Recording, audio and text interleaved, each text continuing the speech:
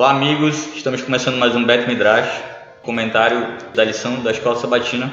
Hoje nós estamos aqui com o Gajo Pedrosa, William Cardoso e a nossa convidada especial, a Carla Loura, que é membro da igreja do Morro da Liberdade aqui de Manaus, mãe do Johan e da Julie e esposa do Miguel. Deixa eu me meter aqui já na tua apresentação. Ela não é definida só como mãe e esposa, né? Tem a minha identidade, além disso. A Carla é psicóloga e ela vai trazer aqui a visão da profissional da área aqui durante o nosso comentário. Estamos muito felizes com a sua presença aqui. Obrigado por ter aceitado o convite. Muito feliz de estar aqui com vocês também.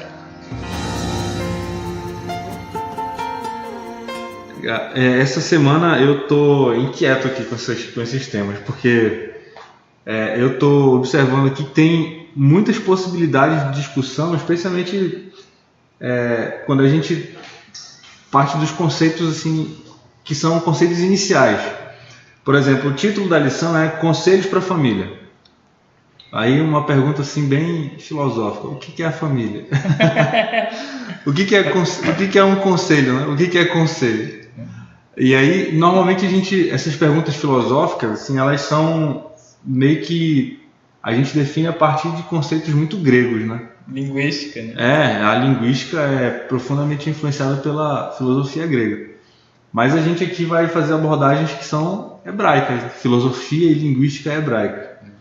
E como é que isso afeta a gente nessa época que a nossa vida é profundamente influenciada por filosofias que são inspiradas em filosofias gregas? E como é que nós, que estamos nessa época, vivemos, mas essa filosofia, apesar de nós estarmos no meio dela, não é para nós? Interessante isso, né? Eu estava fazendo essas comparações enquanto eu estava estudando a lição e estava pensando que esses conceitos do que é família, lá na frente fala a respeito de humor, fala a respeito das relações conjugais, etc. Eu estava pensando que, do ponto de vista hebraico, é totalmente distinto, ou pelo menos a maior parte, né, do conceito é muito diferente exatamente dos conceitos filosóficos gregos, né, como a gente compreende hoje em dia.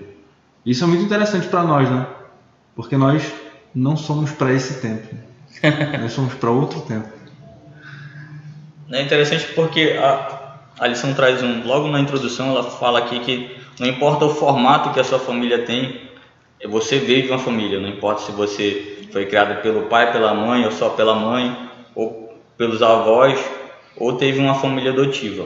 O que importa é que você veio de uma família, algumas mais funcionais, outras disfuncionais. E é interessante que na Bíblia, na Torá, a maioria das famílias era meio que disfuncional, né? Tinha muita briga, os irmãos brigavam com os outros, com os pais, havia meio que uma confusão, então não é uma exclusividade da nossa época. Mas eu queria começar aqui o comentário sobre algo polêmico, né? A lição lá traz um assunto sobre as relações conjugais, o sexo, antes do casamento e durante o casamento e as relações extraconjugais. Eu queria que a Carla fizesse um comentário sobre isso, e o William também. Bem, o desejo sexual é uma necessidade biológica, né? A gente tem esse instinto natural que os olhos começam com a atração sexual e na adolescência os hormônios nos impelem a isso, né? Então isso seria algo normal. E Deus também nos fez biologicamente para o sexo, né? Nós não entendemos que sexo é pecado. O problema é quando o sexo ele é vulgarizado, ele é tido como uma fonte de prazer por si só e começa a ver o outro apenas como um objeto no qual eu utilizo para obtenção de prazer.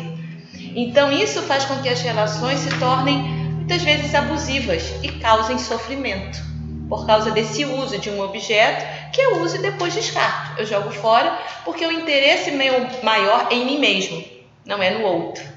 Então, para proteger desse egoísmo, Deus estabeleceu o casamento.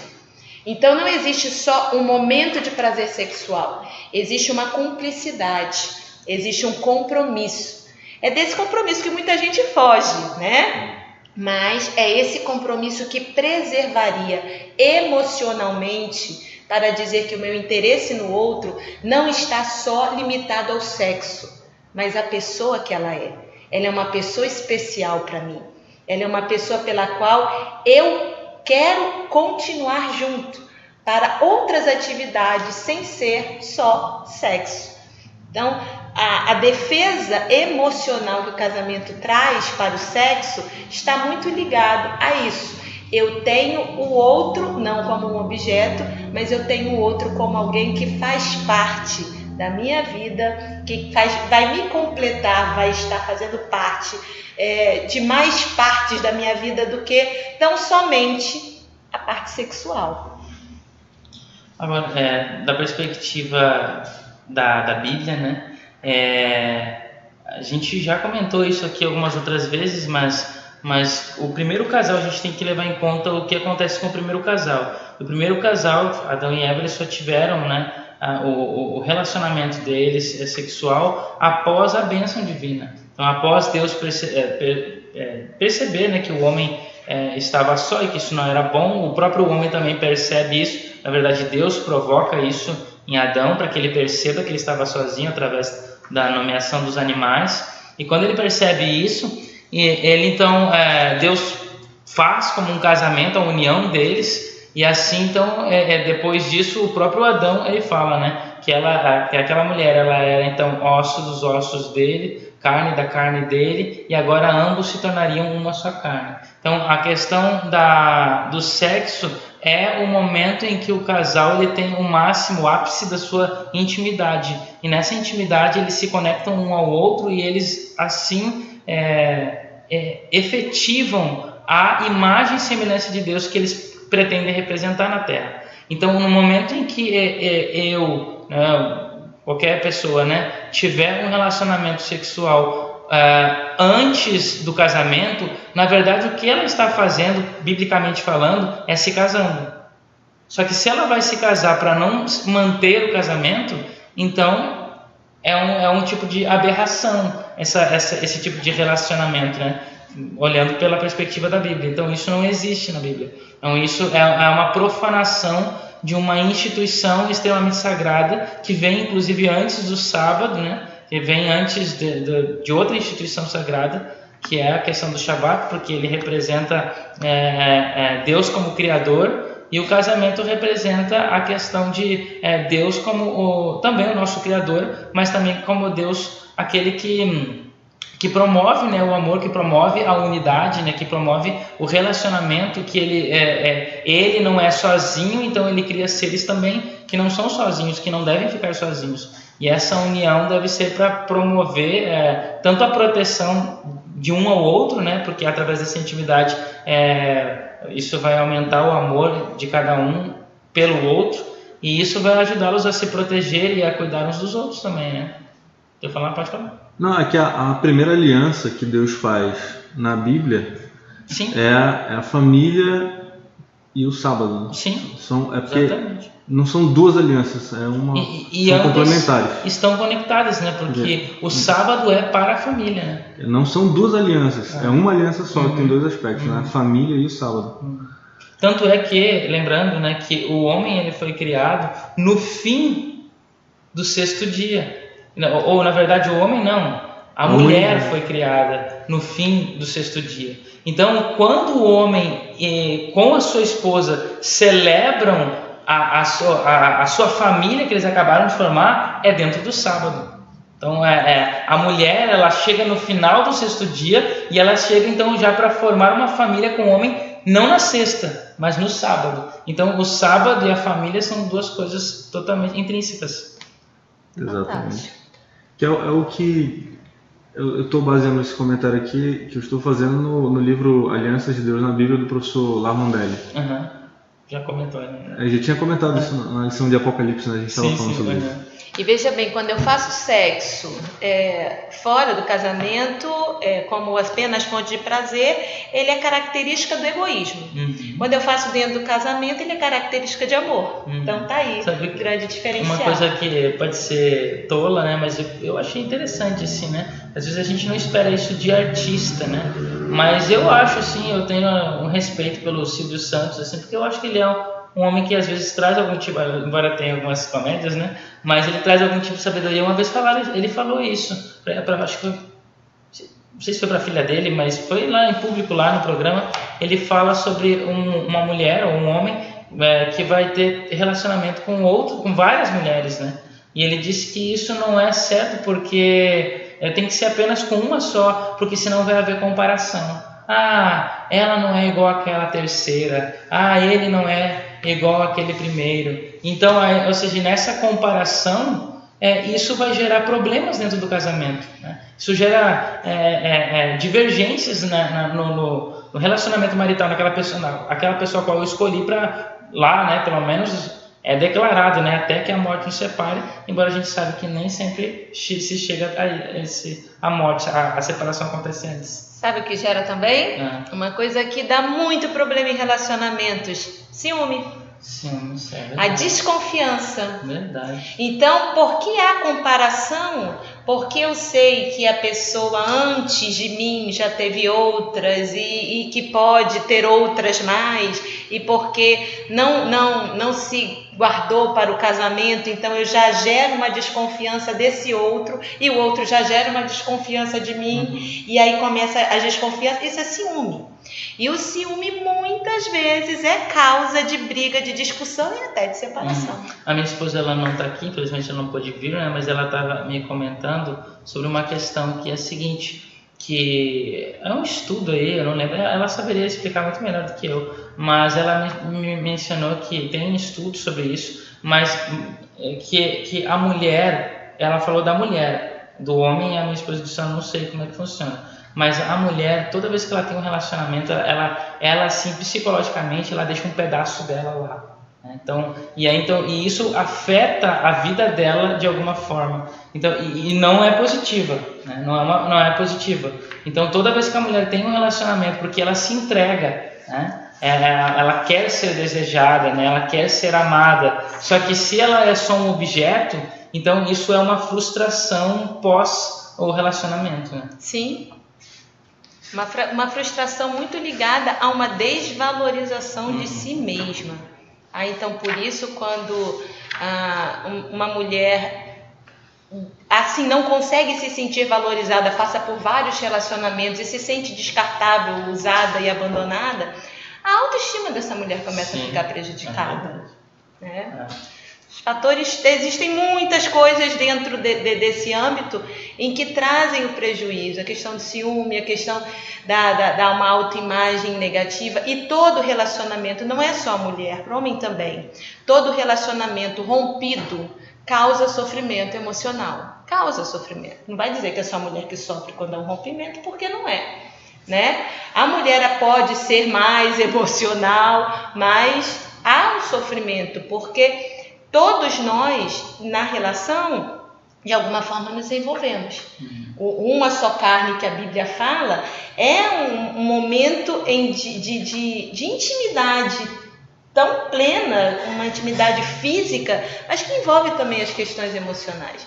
E o prejuízo na separação traz mágoas e pode trazer problemas futuros para próximos relacionamentos, porque às vezes você leva aquele sofrimento para outros relacionamentos. Você começa a achar, como muitas pessoas dizem, todos os homens são iguais, né?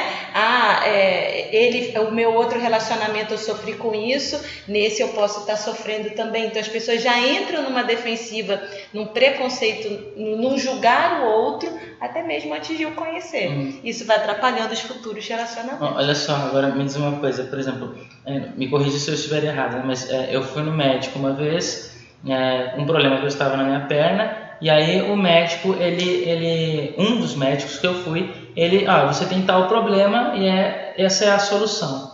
Aí eu não me senti satisfeito.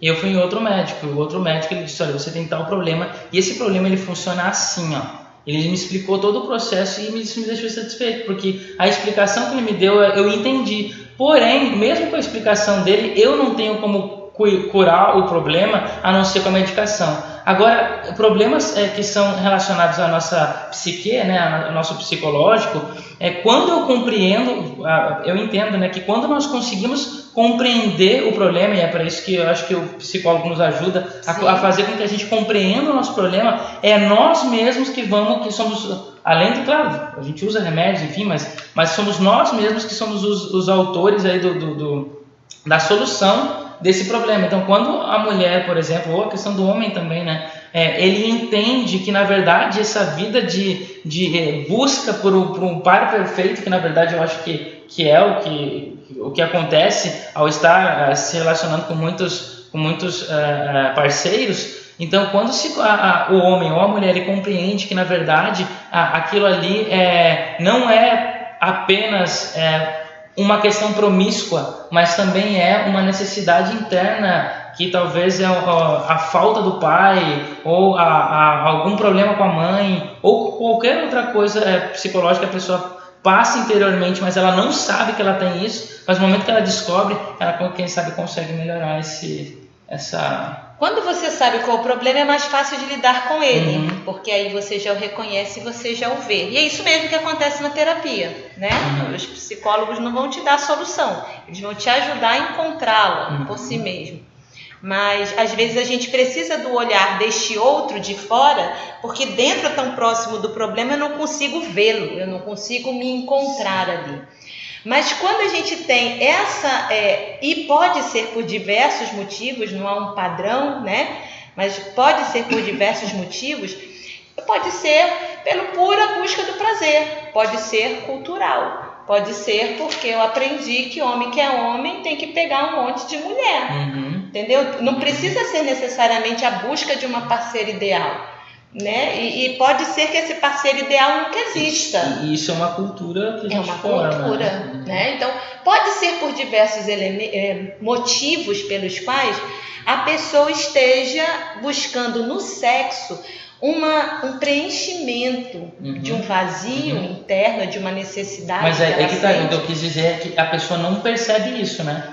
Então ela vive nessa busca como um cachorro correndo atrás do rabo, né?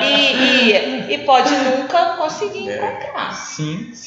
Porque quando as coisas são vazias de sentido, elas são esse cachorro correndo atrás do rabo.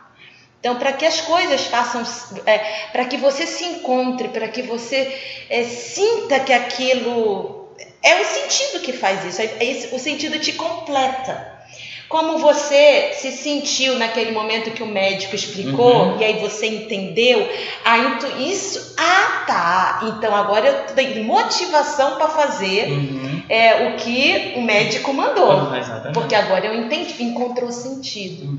Quando eu não encontro sentido, as coisas são feitas pelo simples fazer, são vazias. O prazer no sexo acontece no momento, porque ele é uma coisa fisiológica, mas acabou aquilo, a pessoa continua se sentindo vazia. É quase como se fosse uma droga, né? E vai precisar cada vez mais como numa droga. Inclusive, gente, a questão do cérebro, né, que é onde acontece o prazer, na região límbica do cérebro, e a dopamina, o neurotransmissor que faz esse barato do prazer, do sexo, da paixão, é o mesmo da droga. Então é tudo muito parecido. Não está muito diferente, não. Tem pessoas que podem facilmente se tornarem viciadas em sexo. E existe essa patologia, inclusive, né? Michael Douglas.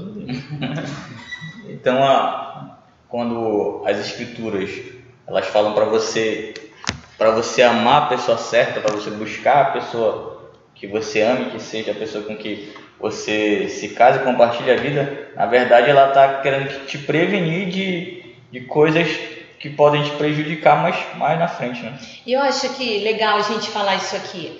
Quando você acha a pessoa certa, não é que ela é perfeita, mas é que ela vai te puxar para cima, ela vai te puxar para ser uma pessoa melhor. Quando você está num relacionamento abusivo, um relacionamento com uma pessoa que te faz mal, né? Às vezes você não consegue se livrar dele, às vezes você acha que isso é amor, porque até entra a questão bíblica de que o amor tudo suporta, tudo sofre, tudo espera, né? E você entra num relacionamento abusivo que te faz sofrer, que te faz super mal, porque você acha que aquilo é amor, mas não é amor. O amor, ele te faz bem. O amor vai te ajudando a ser uma pessoa melhor. O outro, e geralmente você pode perceber que os opostos se atraem, né? Você não procura uma pessoa tão igual. Tem que ter coisas em comum, mas em coisas que, por exemplo, que fala muito, geralmente fica com o que fala pouco, né? E assim vai. O que é muito agitado fica com o que é mais calmo. Mas isso ajuda num processo de equilíbrio. Sim. Você não deve se escorar no outro, mas deve se aprender com o outro. E aí os dois vão se equilibrando e chegando a uma harmonia, se tornando pessoas melhores. A ideia do relacionamento é esse. Ninguém é autossuficiente. Todo mundo precisa do outro. Ninguém é completo. A gente precisa dos outros. E nessa completude de um casamento, de um relacionamento, é super importante que a gente consiga encontrar esse equilíbrio e nos tornarmos uma pessoa melhor. Se o seu relacionamento está te tornando uma pessoa pior, tem coisa errada aí, que precisa ser tratada.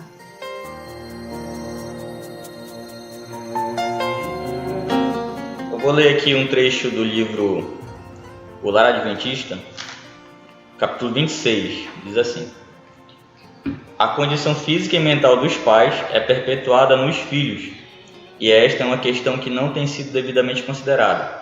Sempre que os hábitos dos pais contrariam leis físicas, o dano que fazem a si mesmo se repetirá nas gerações futuras.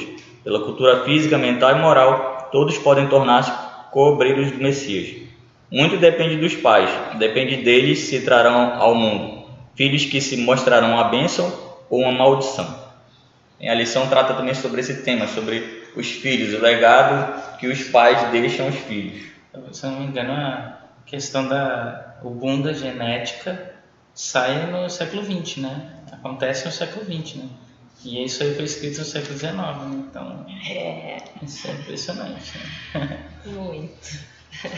Uma pessoa que só tinha a terceira série, não era Mendel, não. Não, mas várias pessoas que não tiveram os estudos completos se tornaram pessoas notáveis, né? Entre elas, a escritora desse livro, né, do Lar Adventista, Ellen White. Mas, voltando aqui para a lição ela traz um comentário que os filhos, eles recebem uma carga dos pais, né? Uma carga genética, uma carga de educação, do temperamento, da personalidade e essas coisas. Bem, eu tenho até um projeto de estar... Eu montei já até esse projeto porque a minha necessidade, a minha vontade é de orientar cada vez mais os pais nesse sentido, porque eu acho que os pais não fazem noção direito da importância do papel que eles têm nessa formação desse ser que é essa criança que nasceu. Quando uma criança nasce, não dá um gatilho no cérebro da mãe e do pai com todas as informações do que eles têm que fazer agora. Outro detalhe super importante é que um filho é diferente do outro. Então você pode ter 10 filhos, vai ser um diferente do outro. Então, porque cada um vai nascer com a sua característica pessoal. Então acho que é legal a gente dar uma diferenciada aí, que o temperamento, ele é biológico. Temperamento a gente nasce com ele, então ele vai nos dar características que são nossas. Então, numa família, o primeiro filho pode ser mais calmo, o segundo filho pode ser super agitado, o outro pode ser muito falante, o outro pode ser muito calado. O temperamento, ele é individual. Cada um vai ter a sua característica biológica. Mas o meio, o ambiente em que ele nasce, vai contribuir para que ele possa se desenvolver e formar a sua personalidade. O que a gente mais recebe no consultório? pessoas que estão com problemas nessa personalidade, nesse agir diante do mundo, nessa forma de existir nesse mundo, que está causando muito sofrimento. E aí você vai investigando, quando você chega lá, causa, está lá no comecinho, lá na família, muitas vezes. A gente nunca generaliza na psicologia, né? Mas muitas das vezes o caso está lá, né? Nos primeiros, inclusive que a irmã White também fala, mas a ciência e vários autores da psicologia falam que os 7 primeiros anos de vida da criança vão estar sendo fundamentais para a construção, e aí eu digo fundamento, tá? Dessa personalidade, porque eu posso trabalhar ainda depois a personalidade. Tanto é que a gente faz isso mesmo em consultório. A gente vai estar trabalhando o que está disfuncional, a gente chama, né? Causando problema. Mas então vamos lá. Quando a gente nasce, não sabemos quem somos. Eu não sei quem sou eu, nem quem é o outro e nem o que é o mundo. Então as minhas experiências no ambiente, elas vão me ensinar, vai ser a forma com a qual eu vou entender quem sou eu. Parte dessa compreensão de quem sou eu vem da minha relação com o outro. E é dessa relação também com o ambiente que eu vou entender o que é o mundo. A partir dessa compreensão e dessas vivências é que eu vou significar todas as coisas que me acontecem. Então, os primeiros 7 anos da vida, experiências que a criança tem, e desde o ventre, porque lá no ventre ela já recebe todas as influências, inclusive das emoções da mãe. Se a mãe está passando por muita angústia, muito problema, por muito estresse, ou se a mãe está calma, está de boa. Através dos hormônios, no caso. Dos hormônios, e também quando a emoção da mãe está abalada, gera todo um desequilíbrio no humor, no desequilíbrio químico. E tudo isso acaba atingindo e impressionando a criança. Mas aí no caso, por exemplo, assim, e o pai, ele também tem influência sobre isso? Eu digo assim, pela genética. Pela genética. Vai influenciar no temperamento, e a gente tem aí também informações que até as questões de drogas, álcool, entendeu? Então eu posso ter crianças que já nascem com vulnerabilidade a isso. Então olha só que interessante, uma pessoa, ela pode experimentar uma droga, um álcool, um cigarro, experimentou, não gostei, não quero mais, ou decidi parar e parar. Já tem outras pessoas que não é assim. Na primeira vez que usa, já vai se tornar dependente. Talvez o pai... Porque está carregando essa vulnerabilidade. Exatamente. Mas no caso, por exemplo, assim, em relação ao temperamento, vamos supor que eu sou uma pessoa que tem muita raiva. E aí, só que eu, através dos estudos da Bíblia, através do relacionamento com Deus, eu consegui superar isso na minha vida, eu dominei isso. Mas assim, é algo que ainda está lá, contido por causa de Deus. Mas e aí eu tenho um relacionamento com a esposa, ela fica grávida, e aí eu ainda assim, mesmo que eu contive através do meu relacionamento com Deus, ainda assim eu posso transmitir essa... São tendências, né? Que, como você falou, a gente pode ter controle, mas quando é uma tendência natural, a gente chama de vulnerabilidade, ou seja, é muito mais fácil você ter um problema com aquilo e ter dificuldade em lidar com aquilo. Mas, graças a Deus, não quer dizer que isso seja uma predeterminação, né? Ou, por exemplo, os meus pais usaram drogas, então eu nasci com essa tendência, então agora eu vou ser um eterno usador de droga. Não, a gente precisa agora, este ambiente precisa de ajudar aquela criança a evitar esse ambiente. E como talvez eu possa, não é só falta de acesso à droga, mas, por exemplo, quando a criança ela está bem emocionalmente, quando ela tem as suas necessidades emocionais satisfeitas na medida certa, ela não vai em busca de drogas. Então, estar emocionalmente vulnerável leva muitas pessoas à droga. Existem muitas formas da família blindar os seus filhos de problemas futuros. E esse é qual? Qual forma é essa? É suprindo as necessidades básicas que toda criança tem no seu desenvolvimento normal. Entre elas de segurança, de ser aceita, de ser cuidada, né, de ter as suas necessidades básicas satisfeitas, de colocar limites, né, de permitir que ela desenvolva autonomia e responsabilidade na medida certa. Todos esses cuidados, de permitir que ela se expresse e que saiba lidar com as suas emoções, reconhecer suas emoções e saber lidar com elas.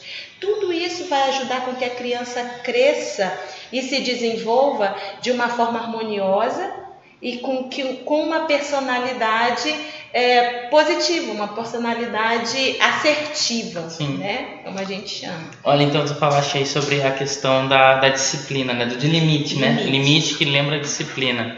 E a lição também trata sobre isso, né? E dentro da perspectiva bíblica, né, não apenas no livro de Provérbios, que fala sobre a relação da disciplina, da importância do pai, ali no caso fala mais do pai corrigir o filho com a vara, a menção da vara, né, a palavra shevet em hebraico, que é a ideia de vara, né, ou também chamado de bordão no Salmo 23, né?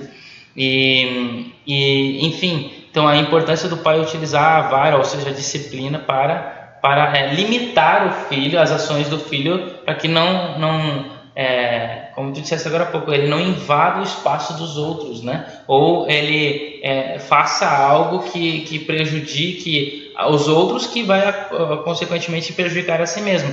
E dentro da perspectiva bíblica, Deus, ele é um pai, né? Israel é o seu filho, que ele chama, né, no Êxodo, de seu primogênito, filho primogênito, porque todos nós, dependentes, sendo filho sendo descendentes de Israel, nós somos filhos de Deus. Mas então Deus, ele disciplina o seu filho, e uma dessas disciplinas aparece, por exemplo, tanto no livro de Levítico quanto no livro de Deuteronômio, que é a questão das bênçãos e maldições.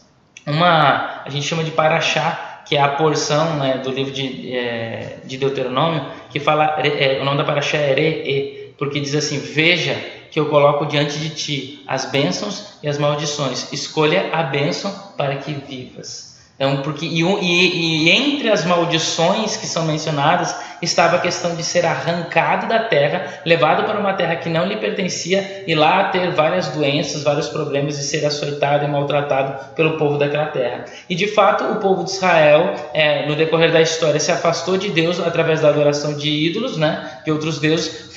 Então recebeu a disciplina de Deus, açoitado, né, tirado da terra, levado para outra terra, mas pela misericórdia que um pai também tem, ele teve o tempo dele lá, né, de castigo, né, igual a Super Nani. Então deu um castigo lá e depois tirou eles do castigo e levou eles de volta para a terra, e novamente, né, disciplinando o filho. E a psicologia, o que ela...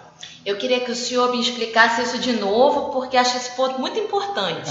Ou seja, a vara que a Bíblia fala não é necessariamente a peia que o povo chama.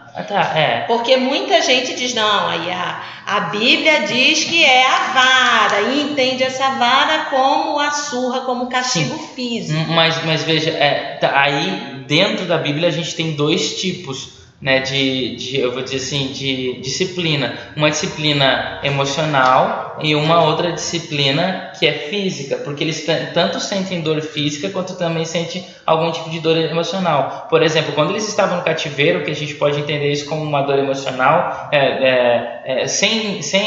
primeiramente eles foram conquistados e muitos morreram. O templo foi destruído, a cidade foi destruída. Então você tem, por exemplo, um salmo que foi construído no cativeiro: se eu me esquecer de ti, Jerusalém, que a minha língua se apegue ao céu da minha boca e que a minha mão encolha se um dia eu vir a esquecer de ti. Porque era uma dor que eles sentiam, porque eles não estavam na terra, e mesmo que estivessem lá, a cidade santa estava destruída. Então eles tinham uma dor emocional grande, né, psicológica, porque eles estavam presos num lugar onde eles não queriam estar, né? Mas ao mesmo tempo a morte de muitos e até mesmo prisão, enfim, foi também um tipo ou doenças que Deus fala que traria doenças para eles, é um tipo de açoite físico, né? Ou seja, peia, né? Então é uma peia, um açoite físico, mas eles também têm uma questão de reflexão, né? De saber o que eles fizeram, estar lá pensando nos erros deles para que eles pudessem então corrigir. E de fato a gente percebe que eles corrigem os problemas, só que da maneira deles, né? Não é o galho de goiabeira, não, né? Não. O galho quer fazer uma pergunta. Na verdade era um comentário que o Rocha acabou entrando no que eu queria comentar. É que a atribuição desse castigo, que é o exílio babilônico, os sábios do Talmud consideram que esse exílio aconteceu porque porque os israelitas e os judeus quebraram. Exatamente, eles eram, como se diz, eles haviam deturpado o serviço religioso, o serviço para Deus, né? Uhum. Então, que é a quebra da primeira tábua. Exatamente, a quebra da primeira tábua. Porque assim, houve dois templos. Exato. O primeiro templo foi por causa do mau relacionamento com Deus. E o segundo pelo mau relacionamento com os seres humanos. Exatamente. Mas aí que está, que é o que eu estava falando. O segundo levou esse mau relacionamento com os seres humanos... A destruição do templo, vocês estão falando. A destruição do templo. Porque por o causa... segundo exílio, né? Sim, o que é o segundo exílio, que é a segunda diáspora, né? Então, mas isso aconteceu exatamente por causa de uma tentativa de corrigir os erros anteriores. Então, qual foi o nosso erro? Nós abandonamos a lei. Agora a gente supervaloriza a lei, cria a chamada cerca ao redor da lei, só que nessa cerca eles então menosprezam os outros que não conseguem fazer aquilo que eles conseguem fazer, os fariseus, por exemplo. Né? E era aí que eu queria chegar, Sim. Exatamente. Tu foste direto no ponto. Porque é a ideia do superdisciplina. Exato. Eles foram castigados, eles compreenderam que o prejuízo que eles tinham sofrido durante tanto tempo de cativeiro era um prejuízo em decorrência do erro que eles tinham cometido, e aí eles foram castigados. E eles se comportaram de maneira a evitar errar de novo. Só que erraram. Eles erraram. Corrigindo aqui... Exageraram pro outro lado, né? Agora, a psicologia, ela vai estar... Alguns até falam, a psicologia diz que não pode bater e coisa e tal. Bem, gente, precisa entender uma coisa importante. A gente vê que muitos pais vão para uma agressão física com uma criança, que é uma violência. Então, a primeira coisa a se combater é isso. A correção da educação não tem nada a ver com violência. Não tem nada a ver com abuso da autoridade. De autoridade, né? O que a gente entende é que precisa haver limites e a criança precisa entender que cada comportamento tem uma consequência. E quando ela se comporta de forma adequada, dentro daqueles limites, que respeita o limite dos outros, ela vai receber uma recompensa. E agora, se ela quebra ou passa desses limites ou se comporta de uma forma inadequada, ela tem consequências. E essas consequências não necessariamente precisam ser físicas. Elas precisam ser de tal forma que a criança consiga entender. Muitas das vezes, uma conversa já pode resolver. Em outros casos, pode precisar de um castigo, como Deus fazia com o povo de Israel, né? Ou como você citou a Super Nani, que coloca a criança ou tira da criança alguma coisa que ela gosta e tal. Mas que existem outros caminhos para que a criança entenda que aquele comportamento dela não foi adequado e que busque a mudança. Uma vez, Carla, eu ouvi uma palestra aqui falando sobre família e eu achei muito interessante porque eu o chapéu serviu, né, para mim. E qual foi a palestra? O teor era o seguinte, que os nossos filhos não devem ter medo de nós. Isso. Né? Porque quando o filho tem medo, então a disciplina não tem efetividade. Está sendo abusivo. Exatamente, porque se o meu filho ele tem medo, eu digo para ele não fazer, ele não faz por medo. Mas se eu virar as costas, ele me desrespeita. E aí, se é pela coerção, você vai ter que viver vigiando o seu filho 24 horas por dia para ele não fazer aquilo que... Então ele não aprendeu. Não houve aprendizado. Não houve mudança de comportamento.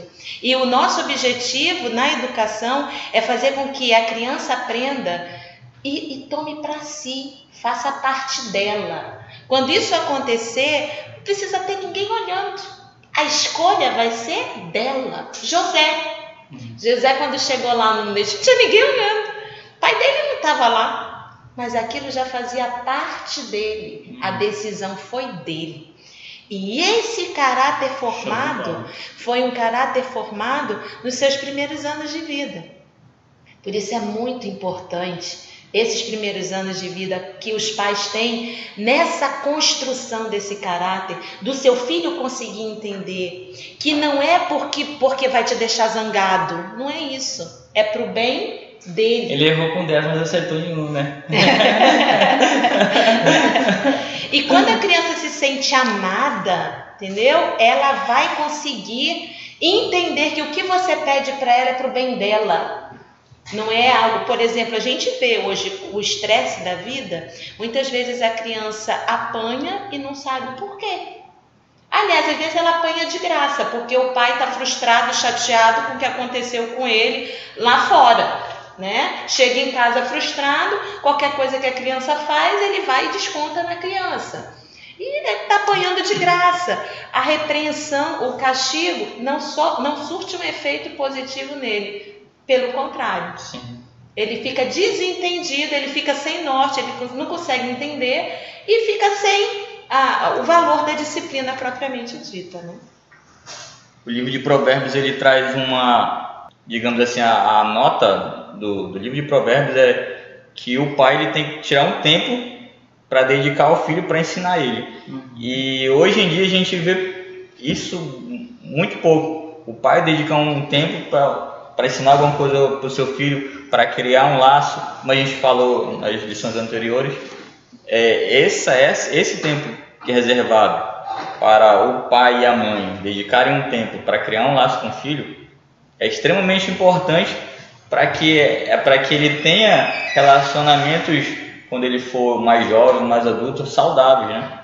Essa questão de ele conseguir entender os limites e respeitar os outros, ele vai ser muito importante, porque quando eu não consigo reconhecer o direito do outro, o limite do outro, eu começo a ficar abusivo. Eu começo a achar que todo mundo tem... Eu me sinto reizinho, que todo mundo tem que me servir. O mundo está ficando muito cheio de pessoas assim.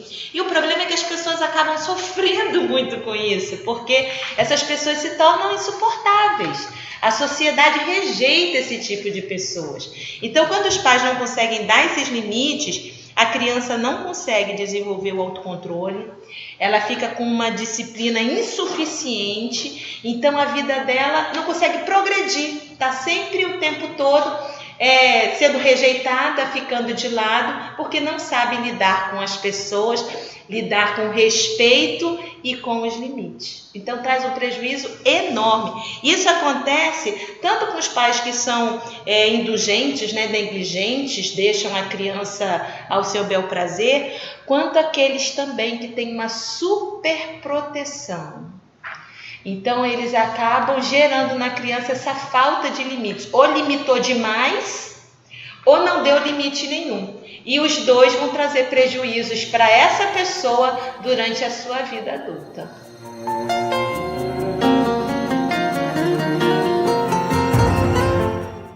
Skinner que fala isso na estudo do condicionamento. Diretor Skinner. Quando eu citei isso para meus alunos, eles associaram ao diretor do Skinner. Ele é considerado um personagem importante na psicologia. Sim. E na educação, na psicologia da educação. Então. O Skinner diz que ele fez uns experimentos em que ele colocava dentro de um ambiente controlado ratos e aí acendia as luzes e aí em seguida dava choque. E aí os ratos que estavam no ambiente controlado levavam choque. Esse choque vinha por baixo, né, como se fosse no chão, dava choque nos pés. E aí, com o passar do tempo, os ratos sabiam que quando acendesse a luz, em seguida viria o choque. E aí ele percebeu que se ele acendesse a luz, mas não desse o choque, os ratos se preparavam para levar o choque, eles pulavam para não levar choque. É a mesma coisa que acontecia com o cachorro, né? No ambiente controlado, ele oferecia um petisco para um cachorro e acendia a luz, aí depois oferecia um petisco para o cachorro. E aí depois os cachorros sabiam que quando acendia a luz, eles iam ganhar um petisco. E aí daqui a pouco ele acendia a luz, mas não oferecia o petisco. Mas os cachorros se preparavam, salivavam, né, para comer o petisco. E aí ele faz uma construção teórica para explicar isso. A mesma coisa acontece na educação das pessoas. Né? É polêmico aí, mas funciona como um princípio. Porque aqui no final das contas, muitas vezes as formas de educar, elas são condicionais, elas levam aqueles que estão sendo educados a obedecerem certos tipos de comportamento, de estímulos, né? Eles reagem a certos tipos de estímulo. Quando muitas vezes eles precisam, na verdade, aprender a reagir e interpretar as situações de maneira variada. Não importa se a pessoa que educou ele estará lá no futuro para ajudá-lo ou não, né? Ele vai estar preparado. Que é aquele exemplo lá que nós temos de José, que você citou, cara. Muito legal. Essa é a terapia comportamental, né, baseada em Skinner. Esse estudo do cachorro foi de Pavlov. Pavlov, ele que descobriu essa e foi por acaso, inclusive, que ele descobriu, não foi proposital. Mas aí, realmente, a gente pode ser condicionado. A gente se condiciona a muita coisa. Mas a gente precisa desenvolver um lado de raciocínio, que Deus nos capacitou para isso, né? Da gente conseguir avaliar aquela situação e não agir por condicionamento, mas agir por uma reflexão. Então, sermos seres reflexivos, para que a gente possa, para cada situação, conseguir chegar à melhor escolha. Eu acho até que aqui é interessante o seguinte a gente falar. A nossa parte do cérebro que toma as decisões, que manda o comando para a gente efetuar o comportamento, é a parte aqui do córtex frontal. Mas tem uma parte chamada córtex pré-frontal que faz a parte do que a gente chama de juízo. O que faz? Ele pensa assim, se eu fizer isso, vai acontecer isso. Porque o córtex pré-frontal, ele consegue ter acesso à memória. Vai lá no hipocampo, chega na memória, as suas memórias, né, te geram aprendizado. Então, quando eu fiz isso daquela vez, aconteceu isso, né? Então, essa parte do córtex pré-frontal vai dar esse juízo para a gente tomar as melhores decisões de acordo com as nossas experiências. Só que quando a gente está imbuído de forte emoção, há um atalho, porque a emoção é impulsiva. Então, ela gera estímulo direto para a parte do córtex frontal para você tomar ação. Por isso que é muito importante no processo de amadurecimento, e pessoas impulsivas estão precisando melhorar o seu amadurecimento, porque faz parte disso. Você precisa aprender com as suas experiências, e principalmente as negativas, né, para não repetir. E aí, você vai direto para a emoção que te manda fazer o comportamento. E geralmente você se arrepende. Então você precisa amadurecendo, tomar a seguinte decisão. Pela emoção eu não escolho certo. Então quando eu estiver imbuído de emoção, eu preciso respirar. É o famoso conte até 10, né? Se for necessário, saia daquele ambiente que você está envolvido pela emoção, se acalme. A respiração, o oxigênio que vai fazer com que o seu sistema parasimpático volte ao normal e que te tranquilize o sistema fisiológico. Aí vai liberar novamente o teu caminho de acesso ao córtex pré-frontal. E você vai poder acessar a memória e pensar e repensar para poder tomar as escolhas mais acertadas. Isso é um processo de amadurecimento que a gente precisa ensinar para os nossos filhos. O amadurecimento emocional, que muitas vezes não é ensinado, porque o próprio pai não conhece, né? Sim. E muitas vezes é comum. Igual esse choro, né? Então, a criança não aprende o que ela está sentindo e não sabe como lidar com isso. Olha, eu li há pouco tempo uma tirinha mas não era de cômica, era instrutiva, de psicologia, falando que exatamente quando a gente corrige os nossos filhos, nós estamos corrigindo neles os nossos erros. Perfeito, né? E pode ser doloroso pra caramba. Talvez eu me torne super antipática de falar uma notícia dessa, mas os problemas dos nossos filhos são nossos. Sim, né? Se o seu problema, primeiro porque ele já herda, né? Um pouco. Segundo porque ele convive. Ele tá daquele jeito porque alguma coisa você deixou de... Aquela frase famosa, né? De onde foi que eu errei? Ela tem um peso mesmo. Na verdade, sim, eu preciso dizer isso depois dessa frase tão forte que eu disse, né? Você pode fazer a sua parte, futuramente o seu filho vai ter independência e livre-arbítrio para escolher o que ele quer, tá? Mas enquanto criança, enquanto o aprendizado inicial e o comportamento inicial dele, aí sim, você é o responsável da criança e essa responsabilidade, a forma como ele está se formando, é sim fruto do trabalho do pai e da mãe. Muito legal. Ou dos cuidadores, que hoje geralmente, em muitos casos, quem está criando e educando a criança nem sempre são os pais. Agora, passando para outro assunto, cara, que é a questão assim, da lição quarta-feira, ela vai mencionar sobre o humor. Deixa eu só ver como é que é o título aqui, no caso em português, né, porque a minha não é assim. A vida é melhor no canto do eirado. Tá no canto, a minha tá escrito, né, em cima do telhado. Mas é a mesma coisa, né? E aí, que fala ali do humor, né? E dentro das escrituras, não somente no livro de Provérbios, mas a Deus, ele é apresentado como um ser humorado. Em vários momentos Deus tem uma questão humorística assim, da parte dele, ou até muitas vezes ele é irônico, ele é sarcástico algumas vezes, que a gente pode até pensar, nossa, Deus sarcástico? Sim, Deus é sarcástico em vários momentos. Por exemplo, né, que olha, vocês querem codornizes para comer? Pois eu vou dar codorniz até já sair pelos vossos narizes. Então, a gente tem hoje na cultura turn down for what, né? Então, Deus dá umas sacadas assim. Um outro episódio, Jesus, por exemplo, né, chama Yeshua. Ele tem vários episódios, um deles que eu acho fantástico é aquele que perguntam para ele, né, olha, os teus milagres, os teus feitos, é do céu ou da terra? Não, desculpa, né, perguntam para ele, com que autoridade tu faz essas coisas? Aí ele diz, ele que pergunta, né, para eles, primeiro me responda uma coisa, o batismo de João é do céu ou da terra? E aí eles pensam, nossa, se nós dissermos que é do céu, a gente vai estar endossando o que o povo diz. Se nós dissemos que é da terra, aí é de temer o povo, porque eles vão nos apedrejar. Porque todo mundo sabe que os feitos deles são grandiosos. Aí então ele diz, nós não sabemos, pois eu também não vos digo com que autoridade eu faço essas coisas. Então há humor, né?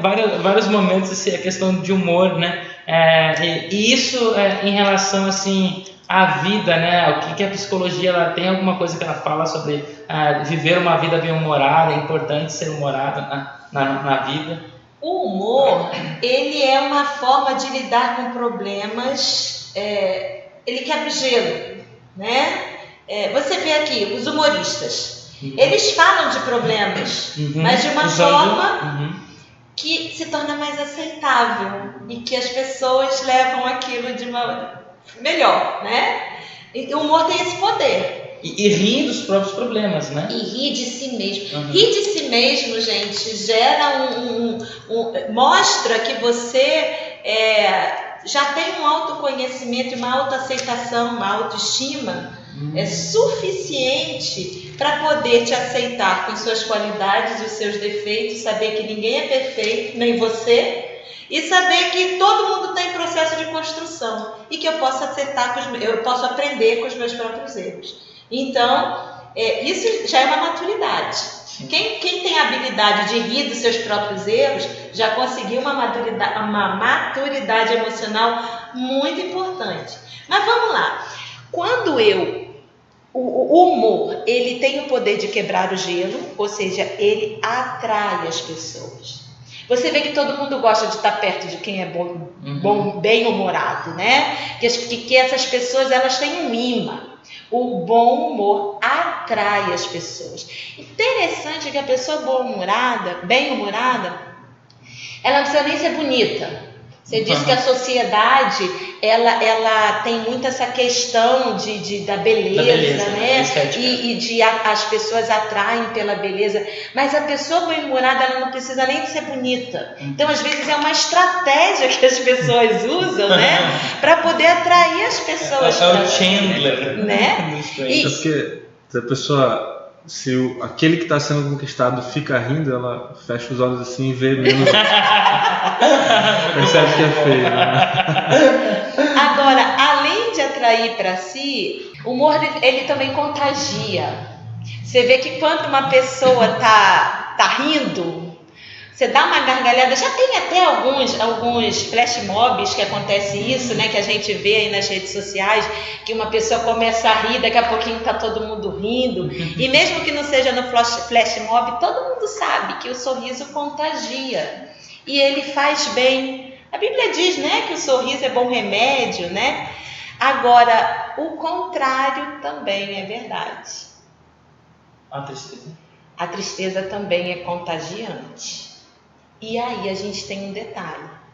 Pessoas melancólicas e pessoas deprimidas, quem convive com elas acaba absorvendo aquilo e acaba também se sentindo mal. Mas só um detalhe, só deixa eu te perguntar uma coisa. Mas a tristeza também é algo positivo, né? Em algum nível. Porque, veja, por exemplo, aquele desenho que é bem psicológico, que é o... BoJack Horseman. Não. BoJack Horseman? Não. O desenho é Divertidamente. E que fala da relação entre a felicidade, o bom humor, e a tristeza, que era aparentemente um problema, mas é a tristeza que é o grande personagem principal da história ali, e não é a alegria. Aí entra numa questão de você saber reconhecer as suas emoções para saber lidar com elas, né? A tristeza existe, ela vai fazer parte da nossa vida e a gente tem que aprender a lidar com elas. Mas viver triste Sim. é uma coisa que faz mal. E contagia. E contagia. E aí começa a afetar lá nas produções de serotonina no nosso cérebro. E isso vai acabar levando, é claro que eu estou falando, não é assim, tristeza é diferente de depressão. Preciso explicar isso, né? Só que um quadro de tristeza, ele pode acabar. Se eu não consigo sair desse quadro, ele vai acabar me levando para um processo depressivo. Porque na tristeza eu não estou produzindo os neurotransmissores de bem-estar, de sensação boas, que é a serotonina. Sim. E elas vão acabar fazendo falta, e nessa falta de absorção desse neurotransmissor, eu acabo desenvolvendo a depressão. Entendi. Tá ok? E aí, quando eu entro num quadro depressivo, eu só consigo ver os aspectos negativos das coisas. Eu perco a capacidade de ver as coisas boas. Por isso que começa a se tornar um rodamuinho que te puxa para baixo. E vai puxando também as pessoas que estão ao redor. É muito difícil, às vezes a gente se preocupa só com quem está depressivo, mas é muito preocupante também quem convive com depressivo. O cônjuge de uma pessoa depressiva sofre demais. Tanto é que ambos têm que fazer terapia. Os filhos de uma pessoa depressiva sofrem demais, ou os pais de uma pessoa depressiva também sofrem, entende? Então tudo isso é contagioso e tudo isso pode adoecer. Então precisa ser tratado com isso. E tem um detalhe, as pessoas, exatamente porque se sentem mal, a tendência é se afastar. E aí a pessoa acaba ficando só. Mas você diz, não entendi, quem se afasta são aqueles que convivem ou a própria pessoa se afasta porque não quer contagiar os outros? O movimento de uma pessoa depressiva já é desejar a solidão. Okay. É um grande problema, inclusive porque isso vai puxando ela cada vez mais para baixo. Mas as próprias pessoas, porque é tão pesado, o clima é pesado, vai te pesando, você vai se sentindo mal e o seu desejo também é se afastar. Aqueles que estão mais próximos, né, o cônjuge, as pessoas que estão ali envolvidas e que não têm essa possibilidade, ficam lá. Mas elas também vão precisar de ajuda para não acabar entrando nesse rodamuinho, sendo puxadas para baixo. Então elas, como você falou, também precisam de se tratar, precisam também de ajuda. Então você vê que o humor ele é contagiante. Então uma família ela precisa entender a importância de sempre buscar manter um ambiente harmonioso, alegre, para cima, para contagiar os outros, né? E geralmente a responsável por isso, né, do humor da casa, geralmente é a mulher, né? E quando a mulher está de bem humor, todo mundo fica de bem humor. Quando a mulher está de mau humor, né, é pesado. Por isso que ela deve ser bem tratada no período da que tem a famosa e terrível TPM, Dá-lhe chocolate para aumentar a serotonina. Pois é, então ela ter esse cuidado e até se tratar se sofre disso, mas está buscando levar o humor da sua família, da sua casa para uma coisa mais agradável, mais feliz, vai ser um grande ganho para todos.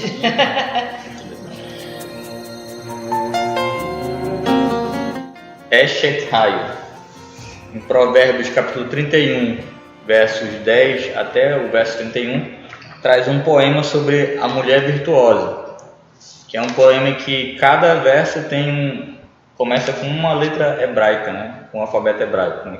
O Aleph, Bet até a última letra Tav. E ele traz aí um louvor à mulher, né?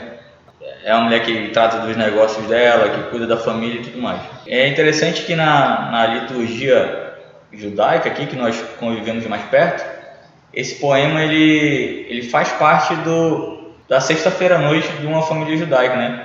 O marido, ele canta esse poema para sua esposa na noite de sexta-feira. Sim, o que eu ia dizer é que esse é uma cerimônia que a gente realiza sempre, né? Que chama-se Kabbalat Shabbat, que é o momento da recepção do sábado, e após os serviços de adoração a Deus, então é feita uma cerimônia chamada Kiddush, que é o fechamento, a santificação do tempo, que é feita através, inicialmente, com as bênçãos que se dá para os filhos, a bênção para a família, que é baseada em número 6, na bênção sacerdotal, e depois de algumas canções, né, como o Shalom Aleinu, né? Shalom Aleichem. Shalom Aleichem, lá, fugiu. Paz seja convosco.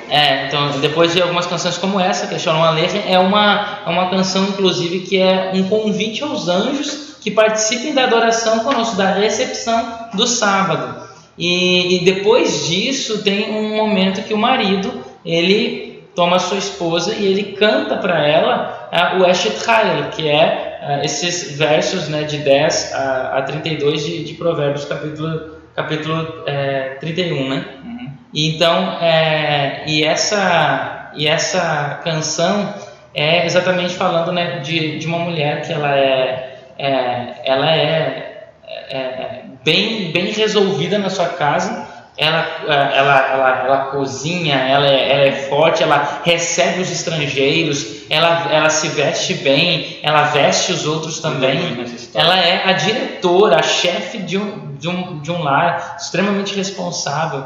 Então é muito interessante, só que ao mesmo tempo, essa visão, não apenas, antes de eu falar sobre isso, só um detalhe, é que essa intenção de recitar esse poema para a mulher é baseada em Adão, né? Que Adão, ele recitou um poema para sua esposa quando ele viu ela pela primeira vez, e isso foi numa sexta-feira à noitinha, né? No entardecer, quando eles se conheceram, ele recita essa poesia para ela e eles então recebem o sábado juntos. E a mesma coisa a gente faz ainda hoje, claro, não com a poesia de Adão, mas com essa poesia de Salomão, que compôs essa poesia e então é recitada para a mulher. Só que tem um outro detalhe, que era o que eu ia mencionar, que essa mulher também não é apenas a própria esposa, mas essa mulher também é o sábado. Porque o sábado, a palavra sábado em hebraico, Shabbat, ela é uma palavra feminina. E a palavra Shekinah em hebraico, que é Shekinah, né, que significa a presença de Deus, também é uma palavra feminina. E no sábado, nesse momento do Kiddush, antes dele, na recepção do sábado, nós cantamos uma canção que chama-se Lechad Di, que significa vem amado. O amado somos nós. Então, vem amado para receber a noiva. Lechad Di Likrat Kala. Pene Shabbat Nekabelá. Então, vem, meu amado, para o encontro da noiva que nós vamos receber, que é o sábado. O sábado é a noiva. Então, ao mesmo tempo que a gente fala para a nossa esposa, o marido fala para a esposa, o Eshet Hail, mas ao mesmo tempo isso é uma referência dentro do livro de Provérbios à presença divina. Porque em todo o livro de Provérbios, a mulher verdadeira, a verdadeira mulher é a Chokhmah, que é a sabedoria, que inclusive é muito bem destacada no capítulo 8 de Provérbios. Ela é a verdadeira mulher que nós devemos buscar na nossa vida, que é a sabedoria, que é a presença de Deus, é o próprio Deus. E é por isso que ele é louvado como aquele que faz todas as coisas, que é a mulher perfeita. E isso é uma dica aqui, né, para as mulheres. A lição menciona sobre isso. Não significa que as mulheres têm que ser tão perfeitas quanto essa mulher que é apresentada em Provérbios. Porque essa mulher que é apresentada em Provérbios, na verdade, é o próprio Deus aqui, que nos supre todas as coisas, todas as necessidades. Eu não sabia disso, mas de fantástico, eu estava aqui pensando aqui na parte psicológica de como Deus é fantástico, porque olha só, uma mulher ouvindo do seu marido toda semana na sexta-feira, ela vai acabar absorvendo isso para si. Ela fala assim, eu sou isso aí, entendeu? E ela vai se tornar a autoestima vai acabar se tornando pelo menos semelhante a isso. Fantástico! Olha, Deus é muito sábio. Não, e essa dinâmica de construir, são poucos as porções da Bíblia, de textos bíblicos que foram construídos em formato de um acróstico com as letras do alfabeto hebraico, que são 22 letras, então são 22 versos, né? É claro, diferente, por exemplo, o Salmo 119 é um salmo que é construído a cada 8 versos uma única letra. Então são 8 vezes 22 dá 172 versos, né? Então, mas é construído então através das letras. E isso é uma forma de destacar o quão importante é a mulher, porque ela é equivalente ao alfabeto. E o que é o alfabeto? O alfabeto é a forma como a gente utiliza para construir as palavras. Ou seja, para nós descrevermos a realidade, a gente usa a palavra, a gente usa as letras que são conectadas, que vão formando as palavras, e assim é a mulher, que ela conecta todas as coisas. Tanto é que é interessante que no alfabeto antigo, a letra Aleph, que é a primeira letra do alfabeto, ela tem a forma de a cabeça de um boi, porque representa, no pictograma, representa força. E a letra M, né, que seria equivalente ao M, que é a letra Mem, e que inclusive a gente escreve hoje, né, do jeito que escreve, que é o mesmo formato antigo. O pictograma é o formato de uma onda de água, onda do mar, onda de água, porque representa água. E no passado, a construção da cola era feita com água. A base da cola antiga era feita com água. Hoje não, né? Não sei, na verdade não sei. Mas no passado era a cola. A cola era a base para a construção a água era a base para a construção da cola. E a palavra mãe Em hebraico são duas letras, que é o Aleph e o Mem, que juntas formam Mem, quer dizer, ou Ima, né? Atualmente Ima, né? Mas é Em, que significa mãe. E o que nós temos então? O que é mãe? É a força que cola, né? Ou é a força da água, a força que une. Então é exatamente esse o grande poder que a mulher tem dentro do lar, porque ela é que conecta todos com o seu bom humor, como tu disseste, né? Com a sua força, com a sua atividade no lar. Isso é fantástico, né? E ela merece ser louvada por isso, né? E a mulher que gosta muito de romantismo, você pensa no efeito positivo para a autoestima dessa mulher, que toda semana vai estar ouvindo o marido falar um poema para ela, exaltando. Acho que Deus teve uma sacada fantástica, porque essa mulher de Provérbios é uma mulher incrível, é uma mulher fantástica, que se você tira desse contexto de Provérbios, desse contexto que o senhor explicou aí sobre a intenção, ela fica, por exemplo, assim, poxa, eu não sou essa daí. Mas nesse sentido quer dizer, eu não sou tudo isso daí. Mas nesse sentido dessa repetição, o efeito sim vai internalizando tudo aquilo e contribui sim para que ela se veja dessa forma e comece a agir como tal. Fica a dica aí, ouvinte. Hashtag fica a dica. Elogio, né? Fazer elogios. Eu estava pensando aqui no comentário que o Rocha estava fazendo a respeito do significado hebraico, né? Das palavras e do poema Shitraio, né? Eu estava lembrando do Pirkei de Rabi Eliezer, que não sei se vocês lembram, mas o Pirkei de Rabi Eliezer ele midrashicamente, né? Ele conta uma história de como Deus criou como ele criou a existência, como ele fez a criação, né? E aí ele foi usando as letras. Uhum. Ele foi usando as letras, que são as palavras, obviamente. Né? A Torá era como se fosse o seu manual de receitas, né? O seu livro de receitas, e ele ia construindo, né? Exato. Aí tem, assim, alegoricamente o conto vai dizendo que as letras conversam entre si, conversam com Deus e pedem permissão para ser a primeira a ser usada, etc. E aí, no final das contas, ele usa a única que não pede para fazer nada, né? Que é o exatamente. E aí, eu estava pensando que esse poema de Provérbios é essa representação, né? Sim. Agora... Cada verso é uma letra, cada verso... Então, o poema todo fala sobre a mulher. Então, a mulher que é o amálgama da criação. Sim. Né? E veja assim, olha, a mulher, ela traz bênçãos dentro do lar. Ela é a promotora, né, de todas essas bênçãos. A comida vem da mulher. Pensando nessa cultura bíblica, né? Então a comida vem da mulher, uma roupa é a mulher que fez, a casa limpa é a mulher que fez, o cuidado dos filhos é a mulher que faz, porque no começo do capítulo, né, a gente está no verso 10, que é onde começa a poesia, mas no começo do capítulo ela fala que é a mãe que ensina a criança os caminhos. E então a gente volta para a lição anterior, a lição 3. Porque na lição 3, lembra qual era o verso principal? Que era falando sobre que Deus fez uma mulher que lhe fosse a auxiliadora idônea, né?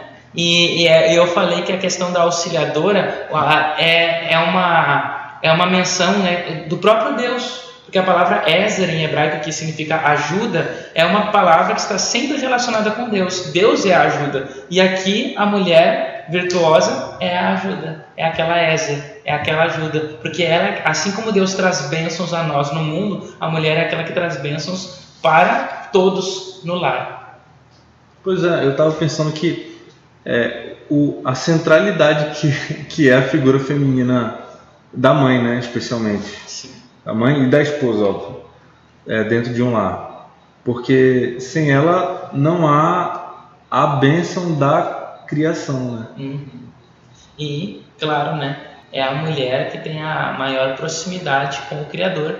Porque, embora a formação de uma criança é feita por um pedaço do homem e um pedaço da mulher, mas é dentro da mulher que tudo acontece e é ela, então, que gera, né? Então ela tem uma ligação com Deus muito mais relevante do que o homem, né? ela está mais conectada, e é por isso que ela é uma figura divina dentro da história, né? Dentro da existência, né? Não apenas só da casa, mas da existência. É o que existe mais próximo do divino mesmo. Bom, vamos nos despedir fazendo uma recomendação para os nossos ouvintes. Carla, você tem alguma recomendação de programa, de livro, de artigo, Fica à vontade, fala com a gente aí. Os programas da Novo Tempos tem muita coisa boa, mas eu vou estar indicando aqui específico desse assunto. Tem um consultório de família e tem lar e família também. São assuntos que dão muitas dicas práticas, ótimas, e sempre tem gente boa lá para falar bem sobre o assunto. Rocha William. Bom, eu indico, já que a gente está estudando sobre, essa lição tratou bastante sobre provérbios, eu indico o livro Provérbios, do autor Jacques Ducan, que é um autor que particularmente, né, a gente gosta muito, e inclusive o livro dele foi utilizado para a construção de uma lição sobre provérbios que a gente estudou já há alguns anos aí.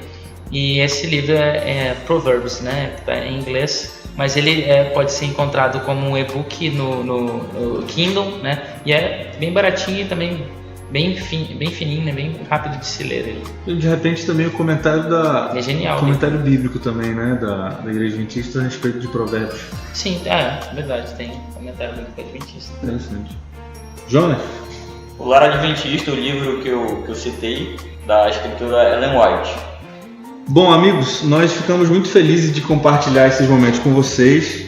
Nós esperamos que esses minutos que nós estivemos juntos tenham sido para honra e glória de Deus e elevação dos nossos espíritos.